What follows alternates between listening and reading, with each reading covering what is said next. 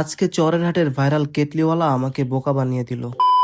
Hello everyone, আজকে আমি চলে এলাম খুলনা চরের হাট। আর ডে বাই ডে এই চরের হাটের সৌন্দর্য বৃদ্ধি পাচ্ছে।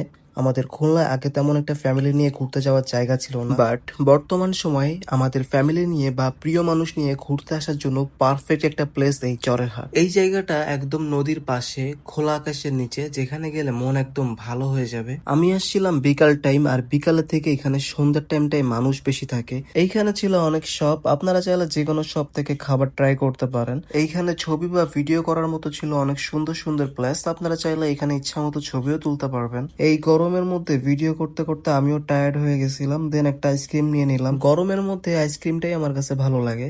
দেন এখানে একটু ঘোরাঘুরি করলাম, বাট এখানে বিকালের থেকে সন্ধ্যাবেলার ভিউজটা বেশি সুন্দর। আর হঠাৎ দেখা হয়ে গেল আমার মামার সাথে, তো মামাও ছিল, আমিও ছিলাম, একটু ঘোরাঘুরি করছিলাম। সন্ধ্যা নামার সাথে সাথে এখানে জমে ওঠে ভিড়, বন্ধুদের আড্ডা, কাপলদের সময় কাটানো, আর সবার হাতে মোবাইল, কারণ এই জায়গাটা একদম ফটো পারফেক্ট। আজকে কেটলিওয়ালা অফ ছিল, ভাবছিলাম চা খাবো, বাট কপালে ছিল না, ব্যাড লাক। দেন এখান থেকে ঘোরাঘুরি করলাম, মুড়ি মাখা খেলাম, আর চলে গেলাম। সবাইকে আল্লাহ হাফেজ।